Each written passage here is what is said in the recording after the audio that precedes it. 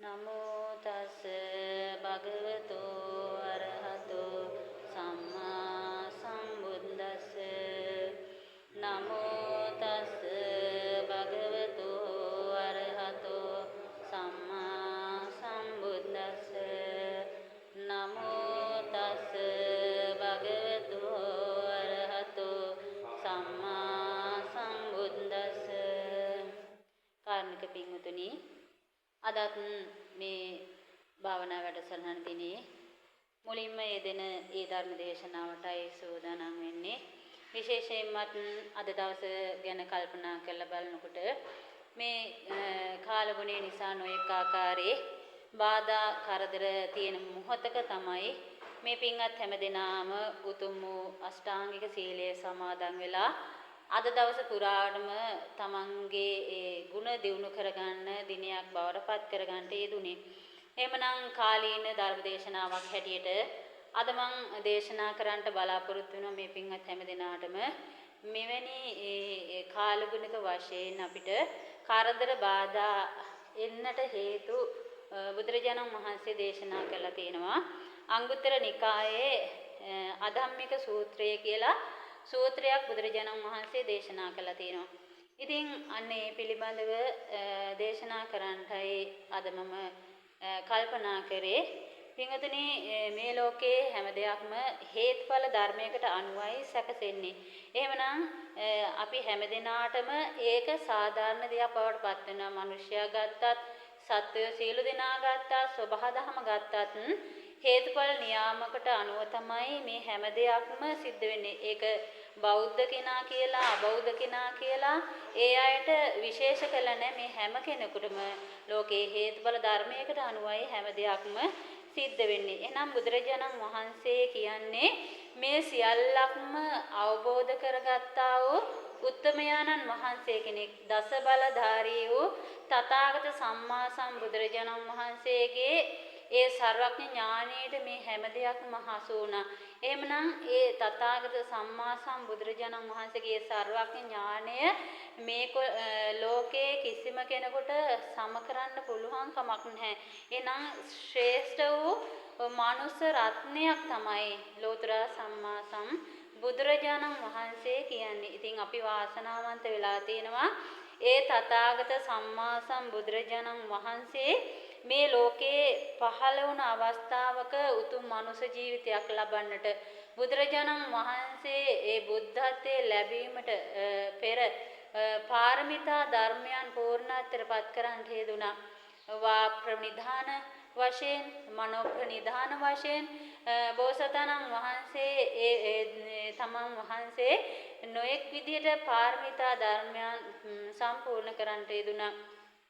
ඉතින් එහෙම සම්පූර්ණ අතරපත් කරගෙන දැනට ඒ වසර 2600කට ප්‍රථම ඉස්සෙල්ලා තථාගත සම්මා සම්බුදුරජාණන් වහන්සේ ඒ බුද්ධ ගයා අභියසදී ජයශ්‍රී මහා බෝධීන් වහන්සේ ළඟ මේ දස බිම්බරක් මාර සේනාව පරාජයට පත් කරමින් උතුම් වූ බුද්ධ රාජ්‍යයට වැඩම කරන්නට යෙදුණා.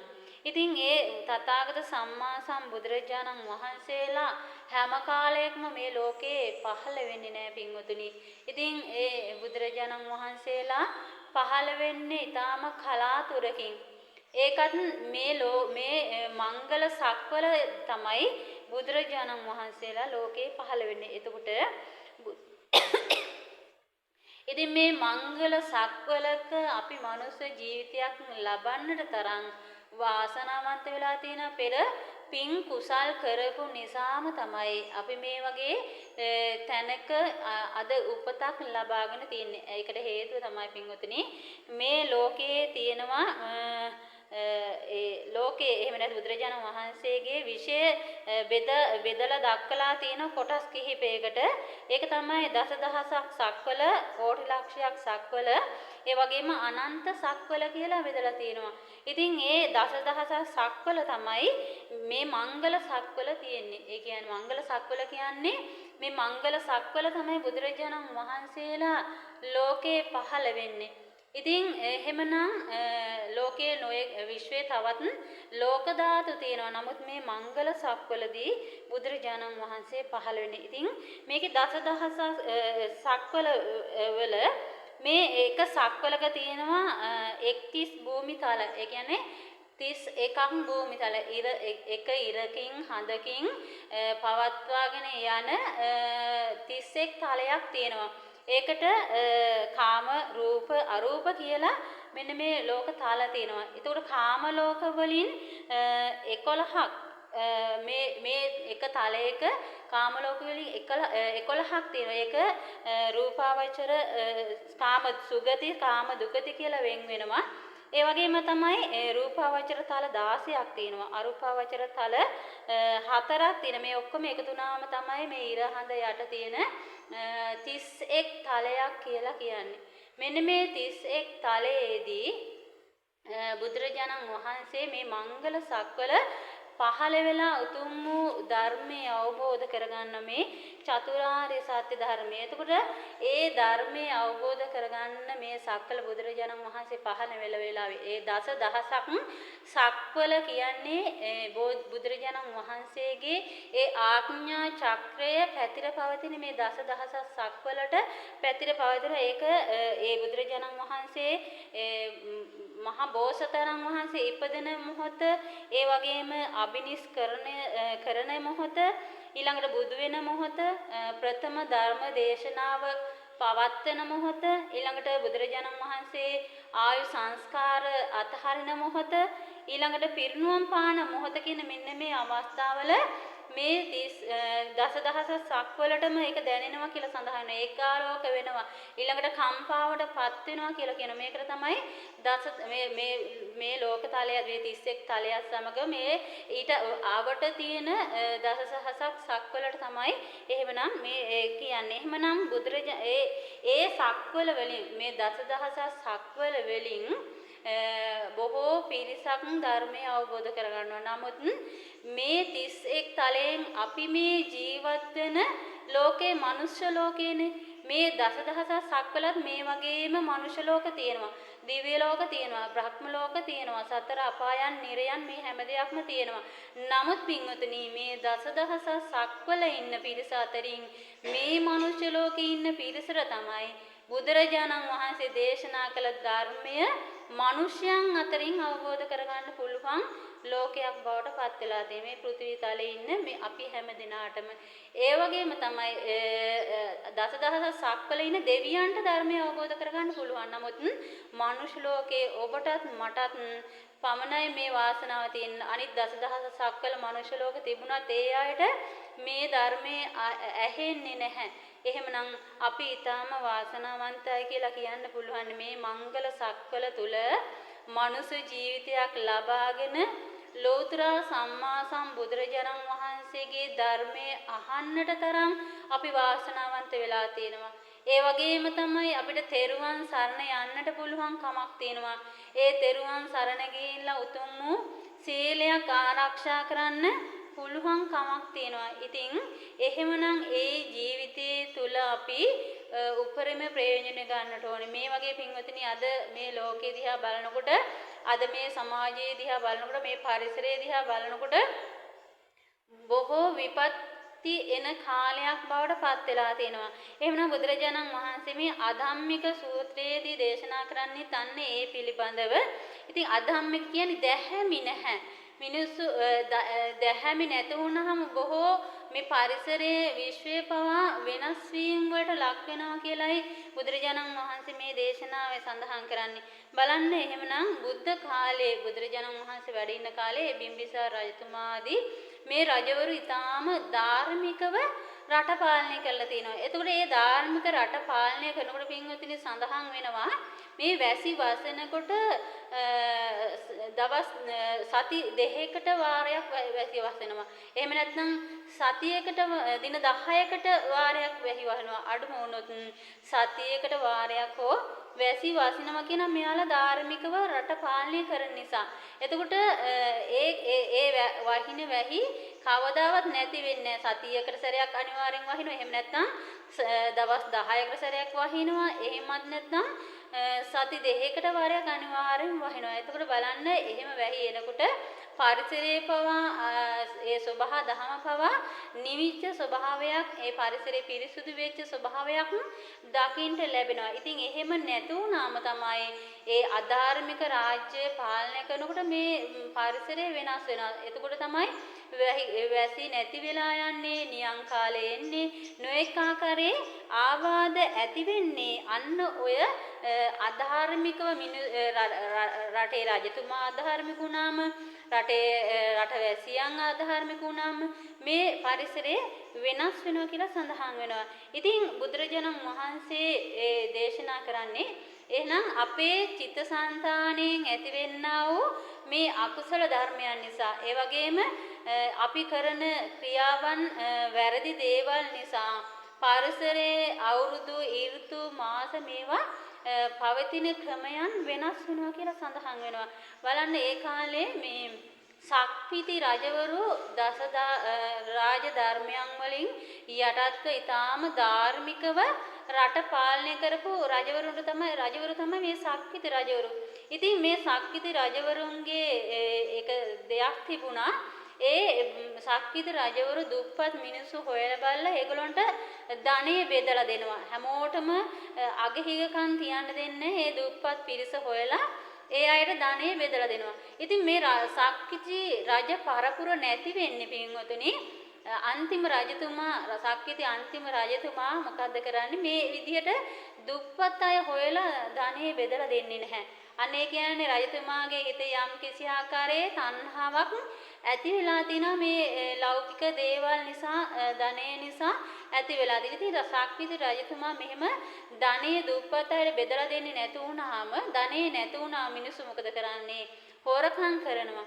එතකොට ඒ හොරකම් කරනකොට රජතුමාට මේක දැනගෙන ආරංචි වෙලා රජතුමා මොකද කරන්නේ? අර සොරාව අල්ලගෙන ඇවිල්ලා හොර රහසේ මේ හොරාට පමණක් අර ධනෙ බෙදලා දීලා එයාව මුදා හරිනවා.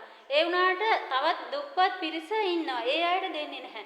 ඉතින් තව මොකද වෙන්නේ? තව අර දුප්පත් මිනිස්සු හොරකම් කරන්න පුරුදු වෙනවා. ඉතින් ඒ හොරකම් කරන්න පුරුදු වෙලා ඊළඟට ඒ හොරකමත් සමග ඒ මිනිස්සුන්ට පහර දෙන්න පුරුදු වෙනවා. මංමාවත් රැකලා මිනිස්සුන්ට නොයෙකාගේ හිංසා පීඩා කරනවා, මංකොල්ලා කරනවා. මේ වගේ දුසිරි සියල්ලක්ම ඊළඟට මිනිස්සුන්ට කරන්නට හිත් පහළන මොකද තමන්ගේ තියෙන ඒ අගහිගකම් නිසා මේ විදිහට මිනිස්සු හොරමරකම් කරන්න ඊළඟට මිනි මරන්න සත්ව ඝාතනය කරන්න මේ වගේ නොඑක ආකාරයේ වැරදි ක්‍රියාමාර්ගවල නිරත වෙනවා. අන්න එහෙම වැරදි කරගෙන යනකොට මේ සක්විති රජ පරපුර නැති වෙලා යනවා. එතකොට සක්විති රජ පරපුර නැති වෙලා යනකොට අධාර්මික විදියට රට පාලනය කරන රජවරු බිහි වෙනවා කියලා සඳහන් වෙනවා.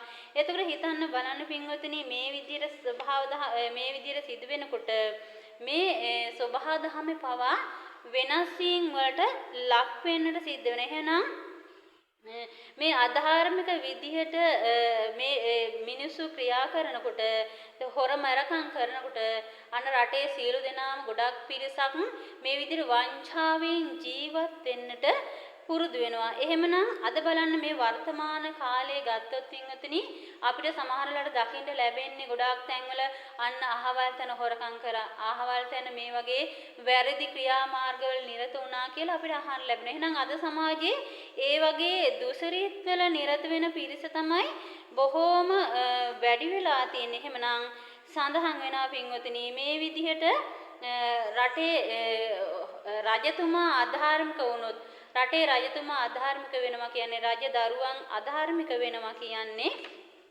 රටේ රාජ්‍ය කරගෙන යන අනිත් රාජ්‍ය සේවකයෝ අධාර්මික වෙනවා. ඒතකොට රාජ්‍ය සේවකයෝ අධාර්මික වෙනකොට නගරවාසී අර බලවත් එහෙම නැත්නම් යමක් කමක් තියෙන පුද්ගලයෝ දෙයක් කරන්න පුළුවන් පුද්ගලයෝ ඒ අයත් අධාර්මික වෙලා ඒ අයත් හොරකම් කරන්න පටන් ගන්නවා. ඒතර ඒගොල්ලන් හොරකම් කරනකොට රටේ ගම්වාසී නොයෙක් පුද්ගලයෝ හොරකම් වලට ඇබ්බැහි වෙනවා. මෙන්න මේ විදියට මුළු රට පුරාම රජතුමාගේ ඉඳලා දුප්පත් හිඟන්නා දක්වාම වැරදි ඒ ක්‍රියාමාර්ගවල නිරත වෙනවා. ඒ නිරත වෙනකොට මුළු රටම දූෂිත සමාජයක් බවට පත් වෙලා මේ රටේ සියලු දෙනාගේම චිත්තසංතානය ඇති වෙන්නේ රාග, දේශ, මෝහ කියන මෙන්න මේ අකුසල ධර්මයන් අධාර්මික විදියට රට පවත්වාගෙන යනවා. පින්වතුනි එහෙමනම් මේ ලෝකයේ පවතින සබහාදහම් පවතින ක්‍රම කිහිපයක් තියෙනවා. ඒ කියන්නේ වැසිවසන ක්‍රම කියලා බගත්තොත් වැසිවසන ක්‍රම 8ක් මේ ලෝකයේ පවතිනවා. එතකොට ඒ වැසි වසින්නේ ඊර්තුන් නිසා වැහි වසිනවා. ඊළඟට අදිෂ්ඨාන සමහරකට ඔය මහා සංඝරත්නය එහෙම අදිෂ්ඨාන කරලා වැසි වස්සන අවස්ථා අපි දැකලා තියෙනවානේ. එහෙමනම් අදිෂ්ඨානය නිසා වැසි වස්සනවා. ඊළඟට සත්‍යක්‍රියා කරලා වැසි වස්සනවා. දෙවියන්ගේ ආනුභාවයෙන් වැසි වස්සනවා. ඊළඟට නාගයන්ගේ ආනුභාවයෙන් වැසි වස්සනවා. ගුරුලන්ගේ ආනුභාවයෙන් වැසි වස්සනවා. ඊළඟට මාරාවර්තනයෙන් වැසි වස්සනවා. ඊළඟට මුර්ග සංවර්ෂාව කියන ඒ කියන්නේ මුර්ග සංවර්ෂාවකින් කල්ප අවසානයේ සිද්ධ වෙන වර්ෂාව. ඉතින් මෙන්න මේ ක්‍රම වලින් මේ ලෝකයේ වර්ෂාව හට ගන්නා වූ ක්‍රම බවට පත් වෙනවා.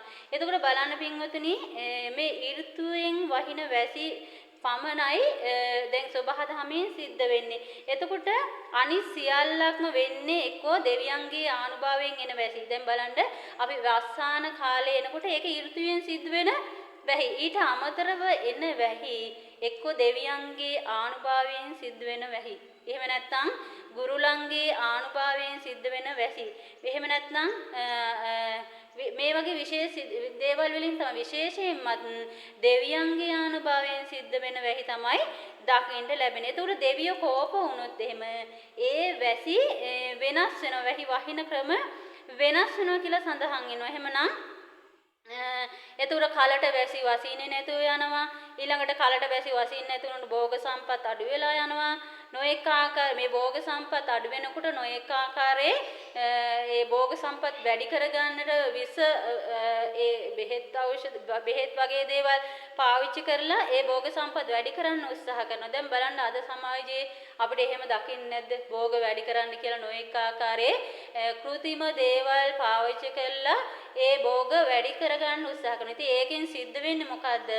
මිනිස්සු මේ භෝග අනුභව කරමින් ඒ අය ලෙඩ වෙලා නොඑක ආකාරයේ ආබාධකට ලක් වෙලා මරණයටපත් වෙනවා. ඒකට මිනිස්සුන්ගේ ආයුෂ අඩු වෙලා යන ලෙඩ රෝගවලටපත් වෙලා මිනිස්සු විනාශ වෙලා නොඑක ආකාරයේ ආබාධ නිසා මේ මිනිස්සුන්ගේ ආයුෂ අඩු වෙලා යනවා. එහෙමනම් මෙන්න මේ වැරදි ක්‍රම තුනක් නිසා තමයි මේ දේවල් සිද්ධ වෙන්නේ. කියන්නේ මානස චිත්ත සංතානය තුළ විෂම ලෝභය නිසා මේ දේවල් සිද්ධ වෙනවා. ඊළඟට තමයි අධර්ම රාගය නිසා මේ දේවල් සිද්ධ වෙනවා. මිත්‍යා ධර්මය නිසා මේ දේවල් සිද්ධ වෙනවා. එහෙනම් විෂම ලෝභය කියන්නේ දරන්න බැරි මේ ලෝභයක් තියෙනවා.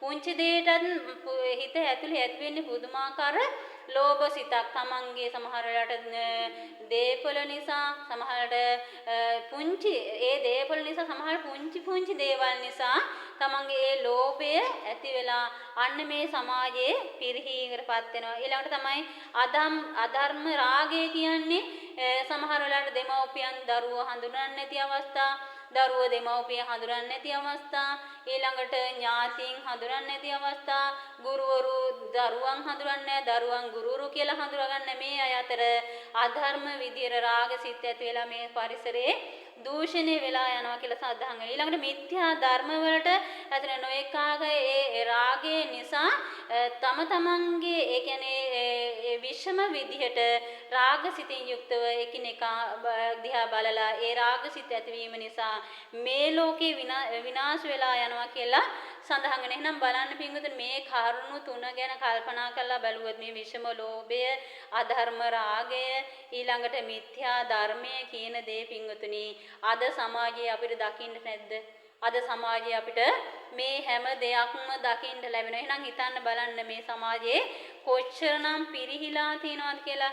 ඒ පිරිහීම හේතු කරගෙන තමයි මේ විදියට වෙනස් පරිසරයේ පවා වෙනස් වීම හටගන්නේ. එහෙනම් මේ දේශගුණික ඍතු රටා වෙනස් මේ ආධර්ම මේ කරුණු තුන එකතු වීම නිසා වැඩි වීම නිසා විෂම ලෝභය, ආධර්ම රාගය, මිත්‍යා ධර්මයේ නිසා පින්වතුනි මේ පරිසරයේ වෙනස් වෙලා යනවා. මෙන්න මේ කරුණු ටික එකතු වෙනවා දේශගුණික ඍතු රටා වෙනස් වෙනවා කියන මේ කරුණු තුන වෙනකොට සමාජයේ දේශගුණික ඍතු රටා වෙනස් වෙනවා. ඒ වගේම දෙව්වරු මහ පොළොවේ ඈත් වෙලා යන කියන්නේ දෙව්වරු දැන් අපි අහලා තියෙන මේ දෙවි දේවතුන් වහන්සේලා මේ පරිසරය රකින්නවා.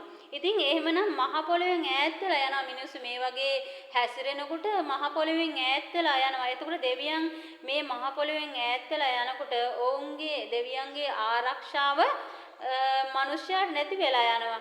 ඊළඟට තමයි මුර්ග සංඥා පහළ වෙනවා. ඒ කියන්නේ මුර්ග සංඥාව කියන්නේ සමහර වෙලාවට දරුවෝ හඳුරන්නේ දෙමව්පියෝ තමන් පුංචි දෙයකට කේන්තිගෙන ඕන් තලා පෙලා පීඩනයටපත් කරනවා. ගුරුවරු දරුවන් හඳුරන්නේ දරුවන් සමහර ගුරුවරුන්ට හිංසා පීඩා කරනවා. එහෙමන ඒ විදිහට පින්වතුනි මුර්ගයෝ විදිහට තමයි හැසිරෙන්නේ. ඥාතීන් හඳුරන්නේ නැහැ. සහෝදර සහෝදරියන් හඳුනන්නේ නැහැ. මේ විදියට පින්වතුනි මුර්ග සංඥා පහළ වෙනවා මේ මිනිස්සු අතර. ඊළඟ තමයි මනුෂ්‍ය ලෝකයේ මිනිසුන් අතරට මේ සිදුවීම් නිසා දැන් තමන්ගේ දෙමව්පිය හඳුනන්නේ නැති, දෙමව්පිය දරුවන් හඳුනන්නේ නැති, සහෝදරයන් සහෝදරියන් හඳුනන්නේ නැති මේ සමාජයක් බිහි වෙනකොට අන්න පින්වතුනි මේ දේ බලාගෙන ඉන්න දෙව්වරු ඉන්නවා. දැන් දෙවියන් මේ ලෝකෙන් ඈත් වෙනවා. මේ මහ පොළොවෙන් ඈත් වෙලා යනකොට දෙවියන් මොකද කරන්නේ? මේකට සැඩ පෞරුෂ වූ යක්ෂයන් මුදා හරිනවා කියනවා. එහෙමනම් ඒක සමහර වෙලාවට අපි මේ කාලේ බිහි වෙන දරුවන් අතර ඉන්න පුළුවන්. ඒ සැඩ පෞරුෂ දරුවන් බිහි වෙන්න පුළුවන්. එතකොට ඒ දරුවන් බිහි වුණාම ඒ දරුවන් හැසිරෙන්නේ යක්ෂයන් විදිහට. දෙමව්පියන්ට කතා කරන්න, වැඩිහිටියන්ට කතා කරන්න දන්නේ නැහැ. ඊළඟට ගුරුවරුන්ට කතා කරන්න දන්නේ මේ විදිහට. ඒ දරුවන් පවා හැසිරෙන විදිය යක්ෂයෝ හැසිරෙන විදිහට තමයි හැසිරෙන්නේ. ඊළඟට තමයි සතරවරන් දෙවරු යටතේ ඉන්න මහ දරුණු යක්ෂයන්. මේගොල්ලෝගේ දරුණුකම නිසාම සතරවරන් දෙවරු මේ යක්ෂයන් බැඳලා තියෙන්නේ. ඉතින් අන්න පින්වතුනි මේ මනුෂ්‍ය ලෝකේ මේ විදිහට විපර්යාස වෙනකොට ඒ යක්ෂයන් පවා මුදා හරිනවා කියලා කියනවා. එහෙමනම් පින්වතුනි දේව ආරක්ෂාව නැති වෙලා යක්ෂ බලපෑම් අපිට එන්න පුළුවන්. අන්න පින්වතුනි එහෙමනම් අපේ මේ සිත අපුරුසිදු වීම නිසා මේ කෙලෙස් ධර්මයන් නිසා මෙන්න මේ වගේ වෙනස් වීම අපිට සිද්ධ වෙන්න පුළුවන්. එහෙමනම් පින්වතුනි බුදුරජාණන් වහන්සේ දේශනා කරන එහෙමනම් මේ අධාර්මික වීම නිසා මේ රටේ රජතුමාගේ ඉඳලා ඊටාම දුප්පත් පුද්ගලයා දක්වාම මේ විදිහට අධර්මයෙන් රට කරගෙන යනකොට ජීවත් වෙනකොට මේ වගේ විපර්යාස වෙනවා. නමුත් බුදුරජාණන් වහන්සේ දේශනා කරනවා කෙනෙක් රටේ රජතුමා ධාර්මික නම් රටේ ඒ රජ දරුවන් ධාර්මික නම් ඊළඟ රාජ්‍ය සේවය කරන අය ධාර්මික වෙනවා. රාජ්‍ය සේවය කරන අය ධාර්මික වෙනකොට ඊළඟට නගරවාසී ධනවත් පුද්ගලයෝ ධාර්මික වෙනවා.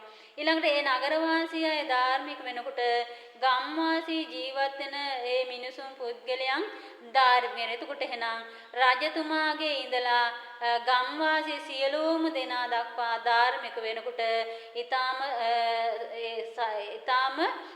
හොඳ සමාජයක් අපිට දකින්න පුළුවන්. අන්න ඒ කාලේ තමයි අර කලට වැසි වසින්නේ. හරියට සති දෙකකට සැරයක් වහිනවා. එහෙම නැත්නම් දවස් 10කට සැරයක් වහිනවා. නැත්නම් සතියකට වරක් වහිනවා. එහෙනම් නිසි කල වැසි වස්සලා ඒ ශාස්ත්‍රීය භෝග ඊටාම ශාස්ත්‍රීය තත්ත්වයටපත් වෙලා මේ ඒ ධාර්මික වීම නිසා සමාජයේ ලස්සන පරිසරයක් ඇති කරගන්න පුළුවන් සමාජයක් බවට පත් වෙනවා. පින්වතුනි එහෙමනම් කල්පනා කරලා බලන්න අපි අපේ හැසිරීම නිසා මේ ඍතු පවා වෙනස් වෙලා යනවා. එතකොට මිනිස්සු අධාර්මික වීම තුලින් ඍතු පවා වෙනස් වෙලා. ඒ කියන්නේ දැන් මේ ඒ කාලට වැසි වසින් නැහැ කියනකොට මින්වතනි සමහර වෙලාවට ඒ අධාර්මික ස්වභාවය නිසා නිසි කාලට හුළඟ හමන්නේ නැහැ. ඊළඟට නිසි කාලට වර්ෂා වෙන්නේ නැහැ. ඊළඟට මේ හුළඟ සමහරට හමන දිශාවන් වෙනස් කරලා යනවා. ඒ හමන දිශාවන් වෙනස් වෙනකොට දෙවියන් ඒ වෘක්ෂ දේවතාවෝ විමාන හදාගෙන ඉන්නවනේ. එතකොට මේ වෘක්ෂ දේවතා විමාන හදාගෙන ඉන්නකොට අර අධාර්මික ස්වභාවයන් නිසා මේ ඍතු විපර්යාස නිසා ඊළඟට වර්ෂයේ දැන් ඍතු ඉර හඳේ පැවැත්ම වෙනස් වෙනවනේ. ඉතින් මිනිස්සුන්ගේ චිත්තසංතානේ මේ වගේ අධර්ම රාගයෙන් මිත්‍යා දෘෂ්ටියෙන් මේ මිත්‍යා ධර්මයෙන් යුක්තව කටයුතු කරනකොට ඉරහඳේ පැවැත්ම වෙනස් වෙනවා කියනවා. ඒතකොට ඉරහඳේ පැවැත්ම යන රටාව වෙනස් වෙනවා. ඉරහඳේ රටාව වෙනස් වෙනකොට ගහතරුවන්ගේ පිහිටීම වෙනස් වෙලා යනවා. ඒතකොට ගහතරුවන්ගේ පිහිටීම වෙනස් වෙලා යනකොට ඊළඟට පවතින නැකත් තරු වෙනස් වෙලා යනවා. එතකොට නැකත් තරු වෙනස් වෙලා යනකොට ඍතු වෙනස් වෙනවා. ඊළඟට අවුරුදු වෙනස් වෙනවා. දැන් මේ දිවා රාත්‍රිය වෙනස් වෙනවා. එතකොට බලන්න මේ දිවා රාත්‍රිය වෙනස් සමහර වෙලාවට හොඳට පායන කාලේ සමහරට අර ඉර බැහැලා යන කාලය වෙනස් වෙලා ඒ දිවා කාලේ වැඩියෙන් තියෙනවා දකින්න ලැබෙනවනේ. ඊළඟට අන්න ඒ වගේ ස්වභාවයන් ඇති වෙන්නේ මේ මිනිසුන්ගේ තියෙන මේ කෙලෙස් ධර්මයන් නිසා. එතකොට එහෙම සිදුවීම් වෙනකොට අන්න නිසි කාලට වර්ෂාව ඇති වෙන්නේ නැහැ. නිසි කාලට හුලං හමන්නේ නැහැ. සමහරවිට හුලං හමන ඒ වෙනදා හමන විදිහට නෙවෙයි හුලං තදට හමන ඒ වගේම ඒ දිශාව වෙනස් වෙනවා. ඇයි අර ඉරහඳ තාරකාවල දහ බලපෑම් වල වෙනස් වීම නිසා ඉරහඳ වෙනස් වීම නිසා අන්න හුලං හමන දිශාවන් වෙනස් වෙනවා. ඒතකොට හුලං හමන දිශාවන් වෙනස් වෙනකොට අර විමාන හදාගෙන හිටපු දෙව්වරු හුලඟ අඩු ප්‍රදේශයක ආරක්ෂිත විදිහට තමයි තමන්ගේ විමාන සකස් කරගෙන ඉන්නේ. ඒතකොට මේ විමාන සකස් කරගෙන ඉන්නකොට අර හුලඟ හමන දිශාව වෙනස් වෙනකොට මේ දෙවියන්ගේ විමාන වලට හානි වෙනවා. කැඩිලා බිඳිලා යනවා. එතකොට දෙවියන් කෝපයටපත් වෙනවා. ඒතර මේ දෙවියන් කෝපයටපත් වෙනකොට අන්න පින්වතුනි ඒ දෙවියන් නිසි කාලයට වර්ෂාව ලබා දෙන්නේ නැහැ. ඒ දෙවියන් නිසි කාලයට ඒ අවශ්‍ය පරිසරයේ වෙනස් වීම ස්වභාවයන් ඒ දෙවියන්ගේ ආනුභාවයෙන් සිදු වෙන දේවල් සිද්ධ වෙන්නේ නැහැ. දෙවියන්ගේ ආරක්ෂාව සිද්ධ වෙන්නේ නැහැ. ඒ නිසා අන්න දෙවියන්ගේ කෝප වීම නිසා වර්ෂාව වැඩියෙන් ලැබෙනවා. හුළඟ වැඩියෙන් ලැබෙනවා. එතකොට ඒ ලැබෙනකොට සමහර වෙලාවට ඒ වර්ෂාව ලැබෙනවා දින ගණනාවක් තිස්සේ වර්ෂාව වැඩෙනවා. ගම් වතුර ගලන්නට තරම් වර්ෂාව ඇතිවෙනවා. ඊළඟට නායේ යන්න තරම් වර්ෂාව ඇතිවෙනවා. බලන්න මේ පහුගිය කාලේදී අපිට සිදු වුණු දේවල් දැක්කහම ඒ දින කිහිපයක් ආපු වර්ෂාව නිසා මුළු ලංකා දීපේම ගම් වතුරින් යට වෙලා ගියා. ඊළඟට නායයන් නිසා මිනිස්සුන්ගේ ජීවිත දේපල හානි වලටපත් වුණා. ඇයි මෙහෙම සිද්ධ වෙන්නේ? එහෙමනම් මේ මිනිස්සුන්ගේ තියෙන අධර්මයේ නිසාම තමයි මේ විපර්යාස වලටපත් වෙන්නේ. ඇයි දෙවියන්ගේ ආරක්ෂාව නැති වෙලා ගිහිලා තියෙන. දෙවියන්ගේ කෝපය ඇති වෙලා තියෙන නිසා දේව කෝපය නිසා මේ වගේ සිදුවීම් වෙන්න පුළුවන් කියලා අන්න බුදුරජාණන් වහන්සේ දේශනා කළා තියෙන. එහෙනම් අපි කල්පනා කරන්න පින්වතුනි අපේ සමාජයේ මේ විදියට වෙනස් වීම වලට දුකටපත් උනේ අපේ චිත්තසංතානයේ ඇති වුණු කෙලෙස් ධර්මයන් නිසාමයි. මේ විෂම ලෝභය නිසා ඊළඟට තමයි අධර්ම රාගය නිසා මිත්‍යා ධර්මයේ නිසාමයි අපිට සබහාදහමෙන් මේ දඬුවම් ලබා දෙන්නේ. එහෙනම් අපි කල්පනා කරන්නට ඕනි මේ දේවල් සිදු වුණේ අපේම වැරදි නිසා නම් අපි මේ වැරදි හදාගත යුතු කාලයක් බවට පත් වෙලායි තියෙන්නේ. එහෙමනම් බලන්න මේ වගේම පින්වත්නි කාශ්‍යප සම්මා සම්බුදුරජාණන් වහන්සේ කාලෙත් මේ විදිහට සිදුන කාශ්‍යප සම්මා සම්බුදුරජාණන් වහන්සේගේ ඒ ආයු කාලය ගත්තොත් ඒ බුදුරජාණන් වහන්සේ බුද්ධත්වයේ ලබාගෙන පින්වතුනි ඒ බුදු බව ලබාගෙන අවුරුදු 20000 කාලේ ඒ බුදුරජාණන් කාශ්‍යප සම්මා සම්බුදුරජාණන් වහන්සේ ලෝකේ වැඩ සිටියා. ඉතින් ලෝකේ එහෙම 20000ක් ආයුෂ ඉඳලා බුදුරජාණන් වහන්සේ පිරිනුවම් පෑවට පස්සේ කාලෙත් සමගම මේ ඒ කාලේ කාශ්‍යප සම්මා සම්බුදුරජාණන් වහන්සේගේ බුද්ධ කාලේ බුද්ධ ශාසනයේ ලෝකෙන් ක්‍රමයෙන් අතුරුදහන් වෙලා ගියා. බලන්න අපේ ගෞතම සම්මා සම්බුදුරජාණන් වහන්සේ දැන් ලෝකේ පහළ වෙලා අවුරුදු 2600ක්. දැන් 2600 කාල තුල දැන් ටිකක් ක්‍රමයෙන් මේ බුද්ධ ශාසනය අතුරුදහන් වෙලා යන්නේ නැද්ද? හිතන්න බලන්න. දැන් සමහරට හරියට සීලයක් ආරක්ෂා කරන්නේ නැති පිරිස ඉන්නේ. ඊළඟට හරියට භාවනාව කරන්නේ නැති ධර්මයක් අහන්නේ නැති අය බොහෝ ඉන්නවා. ඒ ධර්මයක් ඇහුවත් හරියට පිළිපදින්නේ නැති පිරිස ඉන්නවා. එහෙමනම් අන කාශ්‍යප සම්මා සම්බුදුරජාණන් වහන්සේගේ කාලෙත් ඒ බුද්ධ ශාසනය අතුරුදහන් වෙලා යන කාලයක් තිබුණා. ඉතින් මෙහෙම ඉන්නකොට මේ කාශ්‍යප සම්මා සම්බුදුරජාණන් වහන්සේගේ බුද්ධ ශාසනය අතුරුදහන් වෙලා යන කාලේ අන්න දෙවියන් ශක්‍ර දෙවිඳු බලනවා දිව්‍ය ලෝකෙට මනුෂ්‍ය ලෝකයෙන් මිනිස්සු එන්නේ නැහැ. එතකොට මිනිස්සු එන්නේ නැතුණාම ශක්‍රදෙවිඳු කල්පනා කරනවා ඇයි දැන් මේ මනුෂ්‍ය ලෝකයෙන් දිව්‍ය ලෝකෙට මිනිස්සු එන්නේ නැත්තේ? කාරණාව හොයලා බලනකොට ශක්‍රදෙවිඳු දකින්න ලැබෙනවා මනුෂ්‍ය ලෝකේ ඉන්න බොහෝ පිරිසක් අධර්මයෙන් ජීවත් වෙන පිරිස. ඒ අධර්මයෙන් ජීවත් වෙන නිසා තමයි විෂම ලෝභය නිසා, අධර්ම රාගය නිසා, මිත්‍යා ධර්මය නිසා අන්න මිනිස්සු යන්නේ දිව්‍ය ලෝකෙට නෙමෙයි සතර අපායට. එක්ක නරක, තිරිසන්, പ്രേත, අසුර වගේ තැන්වල තමයි ඉපදෙන්නේ. එතනින් එහාට උඩට එන්නේ නැහැ. දිව්‍ය ලෝකේ, මනුෂ්‍ය ලෝකවල උපදින්නේ නැහැ. ඊට පස්සේ ශක්‍රදෙවිඳු කල්පනා කරනවා මාතිලි දේව පුත්‍රයාට කතා කරලා කියනවා අපි යමු මනුෂ්‍ය ලෝකයට. මනුෂ්‍ය ලෝකේ ඉන්න මිනිසුන් බොහෝ වැරදි කරන නිසා මිනිසු මේ දිව්‍ය ලෝකෙට එන්නේ නැහැ. මරණින් පස්සේ දිව්‍ය ලෝකෙට එන්නේ නැහැ. අපි මේ අයට නියම ධර්මයේ පෙන්නලා දීලා එමු කියලා අන්න මාතිලි දිව්‍ය පුත්‍රයාට කතා කරලා කියනවා මාතලි දිව්‍ය පුත්‍රයාට සුනකයෙක්ගේ වේශයක් ගන්න කියනවා. කන්න කියන සුනකයාගේ වේශය ගැන කළු මහ විශාල ශරීරයක් තියෙන සුනකයෙක්ගේ වෙස් ගන්නවා කියනවා මේ මාතිලි දිව්‍ය පුත්‍රයා. ඒ වගේම ශක්‍රදෙවිඳු ගන්නවා වැද්දෙක්ගේ ස්වරූපයක්. ඉතින් අන්න වැද්දෙක්ගේ ස්වරූපයක් අරගෙන අර මහා විශාල කන්න සුලක එහෙම නැත්නම් කළු පාට මහා විශාල ශරීරයක් තියෙන මේ සුනකයාගේ පිට උඩ නැගගෙන මේ ශක්‍රදෙවිඳු වෙනවා. එතකොට දිව්‍ය ලෝකෙට ඇවිල්ලා වීදියක් ගානේ මේ බල්ලා එහෙම නැත්නම් මේ සුනකයා බුරමින් යනවා. ඉතින් මේ බුරනකොට පින්වතුනි මහා ශබ්දයක් ඇහෙනවා. ඒ බුරන ශබ්දයට මිනිස්සු බයට තැති ගැනීමට පත් වෙනවා. කවදාවත් දැකලා නැති සුනකේ කළු මහ දරුණු විදිහට පේන සුනකේ. එතකොට ඒ වීදියක් පාසා බුර යනකොට මිනිස්සු බයට තැති ගැනීමට පත් වෙනවා. එතකොට මේගොල්ලන් තැති ගැනීමට පත් කළා රජතුමාගේ රජවාසල ආසලට මේගොල්ලන් දුවගෙන යනවා. අර සුනකයාත් වැත්තත් මෙයාලා පිටිපස්සෙම බුර එනවා. ඊට පස්සේ රජතුමාට කියනවා මෙන්න මේ වගේ මහ දරුණු සුනකයෙක් කෑ ගහමින් එනවා කියලා. එතකොට රජතුමා මොකද කරන්නේ? ඉක්මනින්ම අණ කරනවා රජවාසලේ ඒ දොරටු වසා දමන්න කියලා. මේ දොරටු වැසුවට පස්සේ මොකද කරන්නේ? මේ සුනකයා අර ඒ දොරවල් උඩින් පැනගෙන ඒ රජවාසලේ ඒ තාප්පෙන් උඩට පැනගෙන ඇවිල්ලා බුරන්න ගන්නවා. එතකොට රජතුමා ඇවිල්ලා අහනවා මේතර අර වැද්දෙන් අහනවා ඔබගේ මේ සුනකයා කුමක් ඉල්ලලාද මේ තරම් බුරන්නේ? ඊට පස්සේ මේ බුරණ හඬ පින්වතේ සඳහන් වෙනවා අකනිටා බ්‍රහ්ම ලෝකයේ දක්වාම විහිදිලා යනවා මේ සුනකයාගේ හඬ. ඉතින් මේ ලෝකයේ තියෙනවා හඬවල් කිහිපයක්.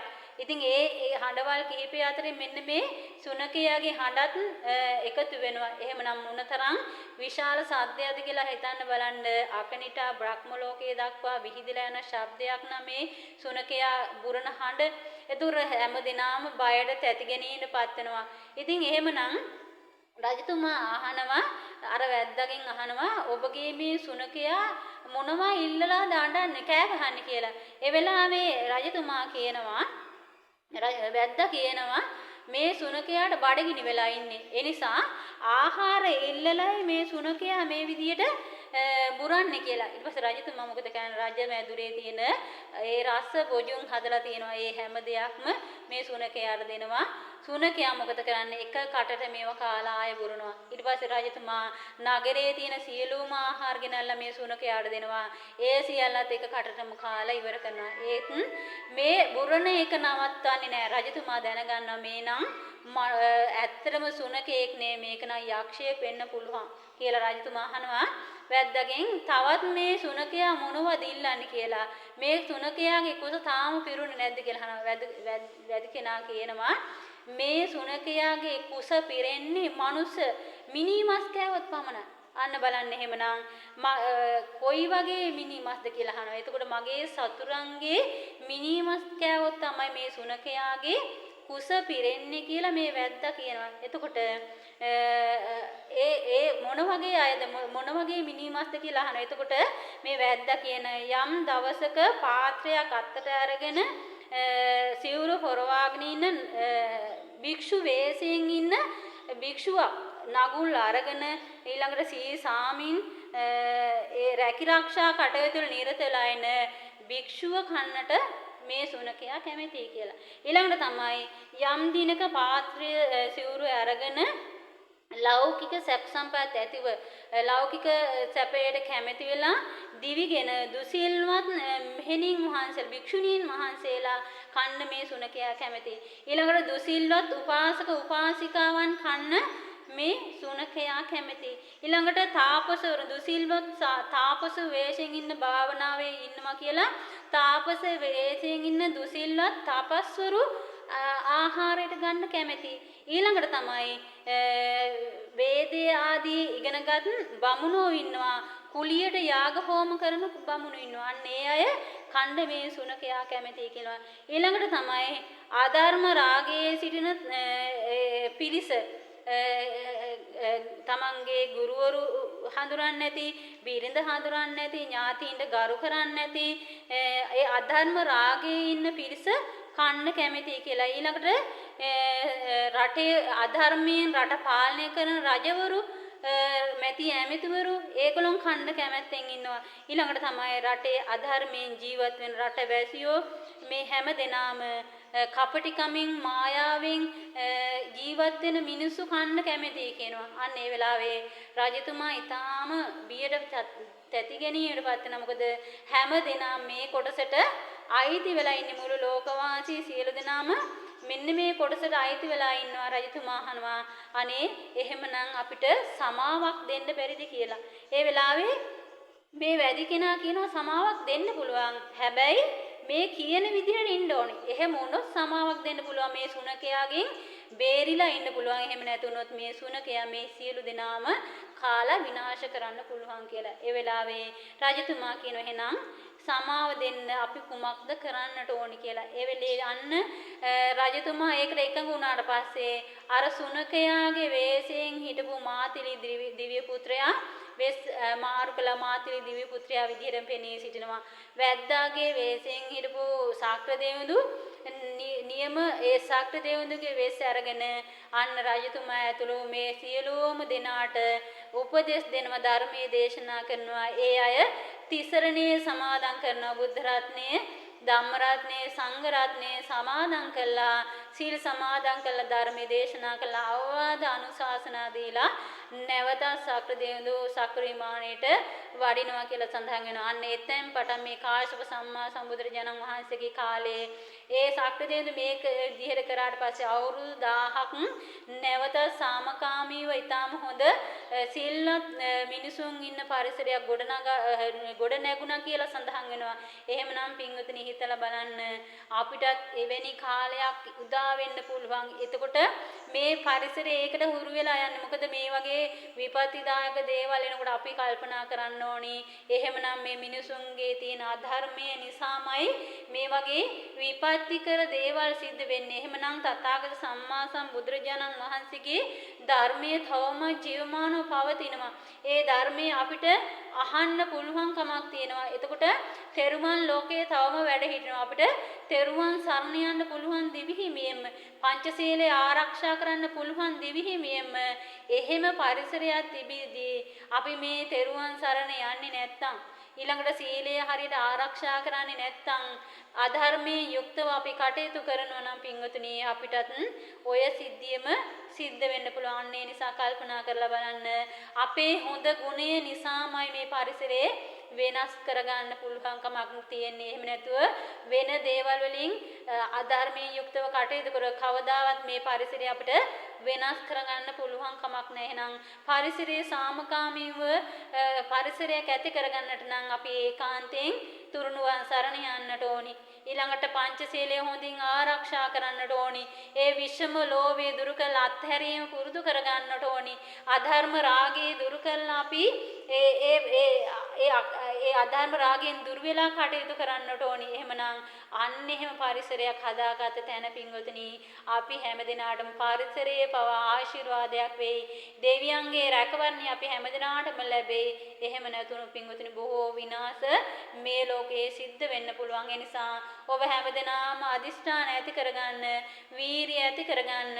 සම්මා සම්බුද්ධ ශාසනය පවතින කාලෙක අපිට හොඳ යහපත් ජීවිතයක් ගත කරන්න පුළුවන්. තෙරුවන් සරණ ගිහිල්ලා හොඳ සීලයක් ආරක්ෂා කරගෙන අපිට මේ ජීවිතයේ මේ තථාගත සම්මා සම්බුදුරජාණන් වහන්සේගේ ධර්මයේ ශ්‍රවණය කරලා මගඵල නිවන් දකින්න පවා පින්වතුනි තාවමත් පුළුවන් කාලේ අපි හැමදෙනාම අධර්මයේ යුක්තව කටයුතු කරොත් අර දිව්‍ය ලෝකයට යන්න තියෙන පිරිසත් අඩු වෙලා යන්නේ සතර අපායට, තිරිසන් ලෝකවලට, പ്രേත ලෝකවලට, අසුර ලෝකවලට, නිරයට මහා නිරය ඔසුපත් නිරවලට ගිහිල්ලා උපදින්නට පුළුවන්. එහෙනම් පින්වතුනි අපි අඩුම ගානේ සුගතියකට යන්නවත් දන් දෙන්න ඕනේ, සිල් ආරක්ෂා කරන්න ඕනේ. ඒ කුසල් වැඩි දියුණු කරොත් පමණයි එතනට යන්නේ. ඊටත් වඩා එහාට යන මාර්ගයක් අපිට බුදුරජාණන් වහන්සේ දේශනා කළා තියෙනවා.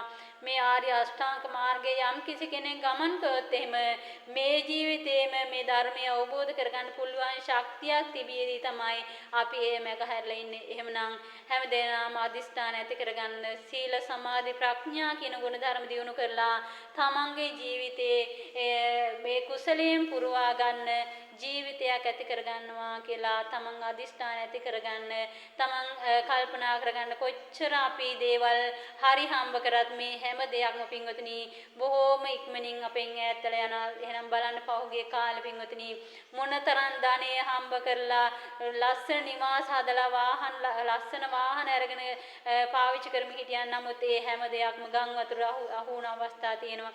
නාය ගිහිල්ලා පස් කන්දර යට වෙච්ච අවස්ථා තියෙනවා. මේ හැම දෙයක්ම සමග තමන්ගේ ජීවිතේ පවා අහිමි වෙලා ගිහිලා තිනවා. සමහර වෙලාවට තමන්ගේ ඥාති ඒ පරපුරෙන් සමහරට එක්කිනයි දෙන්නයි ඉතුරුලා තියෙන්නේ.